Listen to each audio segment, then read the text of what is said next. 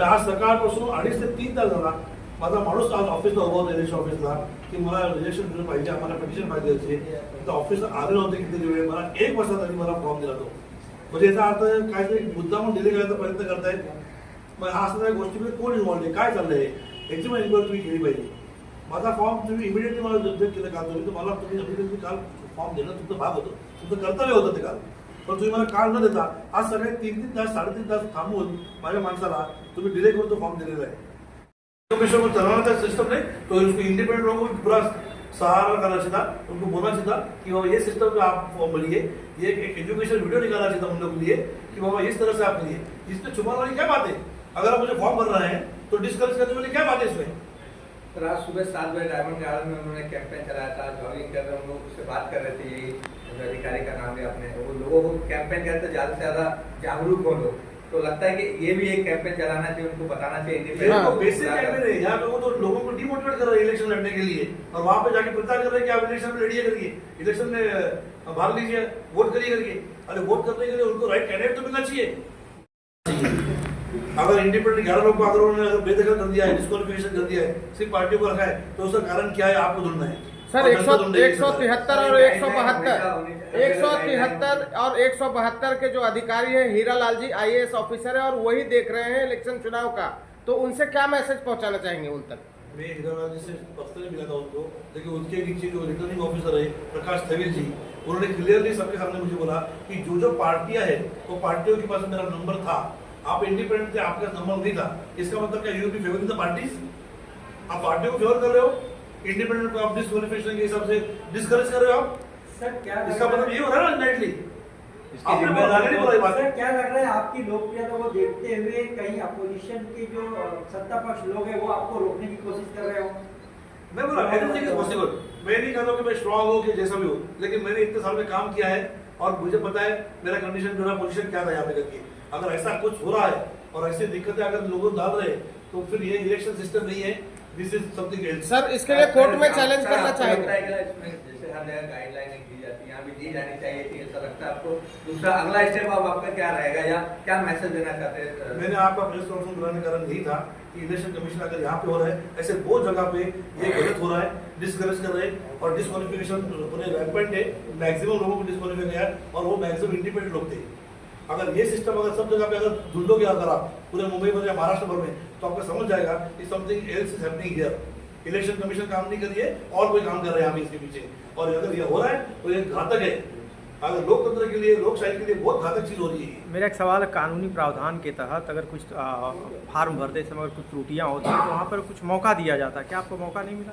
वही बोल रहा हूँ, उन्होंने क्या दिया बोला ना, वो जो पर्ची दी थी उसमें जो नियमावली दी थी उसके अंदर पेपर डाल के दे दिया.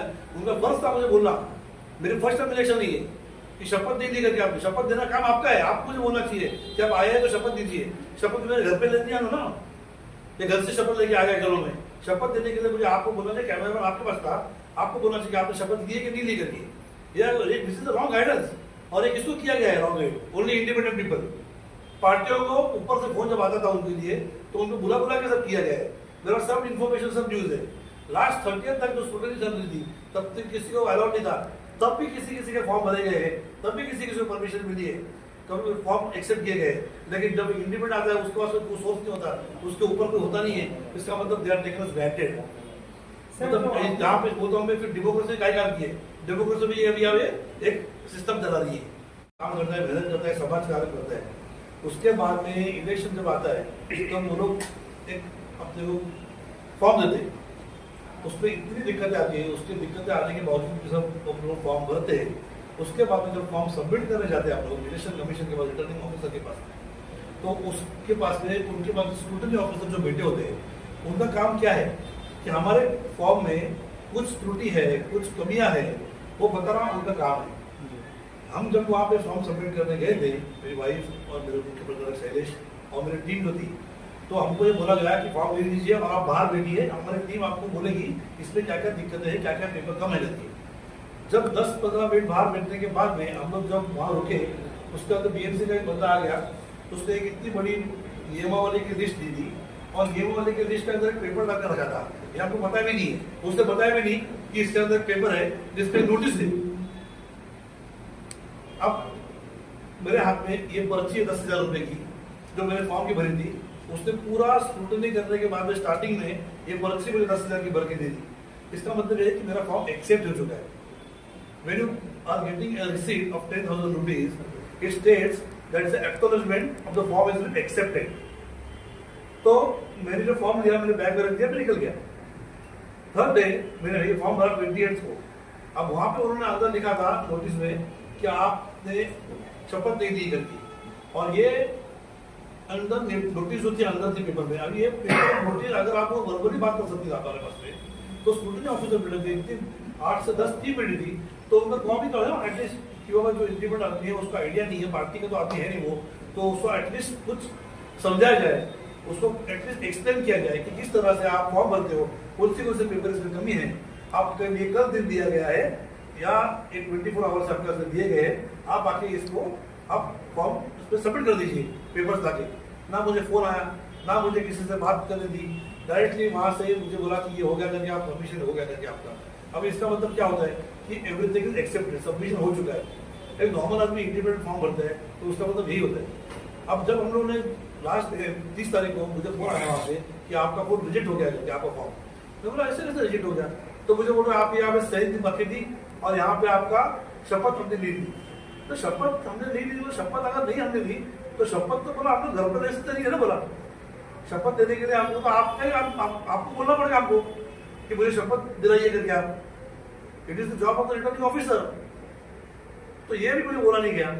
तो ये एम्बिग्विटी और ये ऐसे छुपा छुपी काम ऐसा क्यों कर रहे हैं इलेक्शन कमीशन, मुझे समझ नहीं रहा है। उनको ये लोकतंत्र का गला घोटने का काम क्यों कर रहे हैं? अगर कोई नया इंडिपेंडेंट बंदा आ रहा है, wants to do something for the society, तो उसको रोका क्यों जाता है?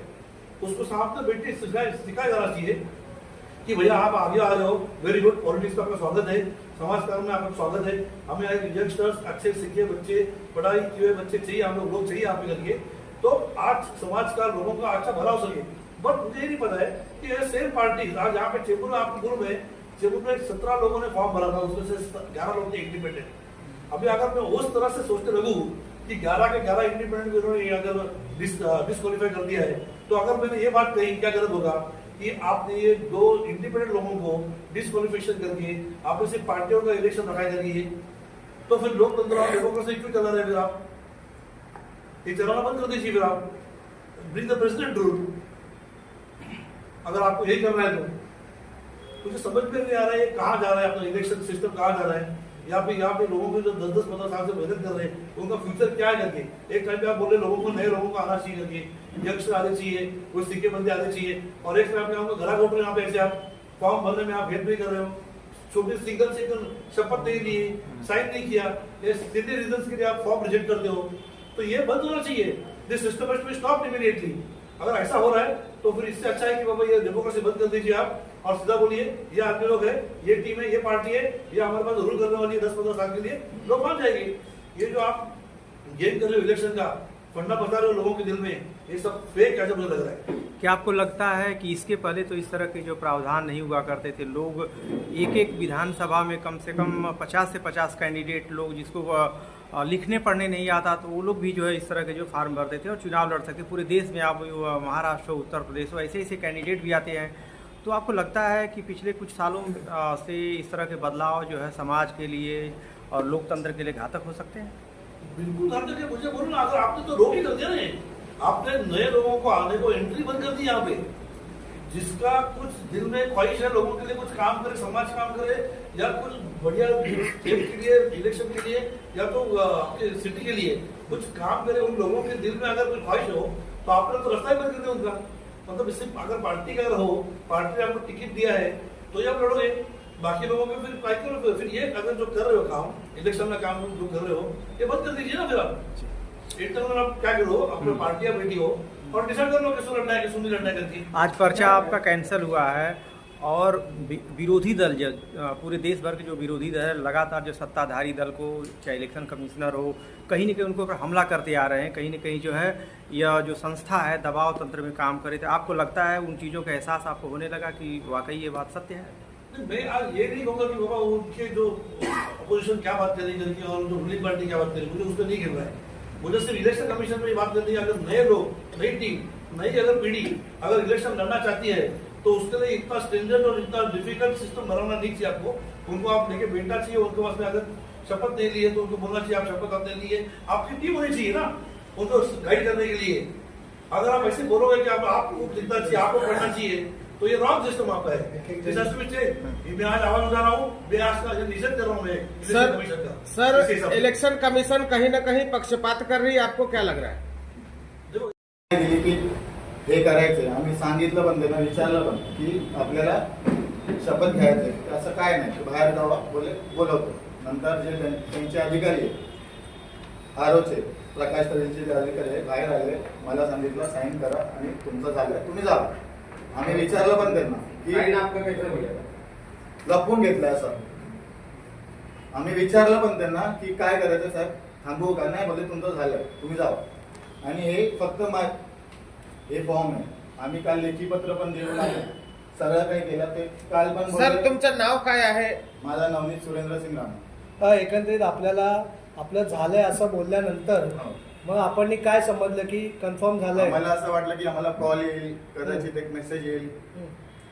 नंबर घेतले ना त्यांनी सगळ्यांचे, आणि जेवढे अपक्ष त्यांचं हे कसं झालं, बाकी कोणालाही सगळं कॉल तरी केला नव्हता। काहीच नाही। या गाईडलाईन मी दोषी कोण ठरवलं?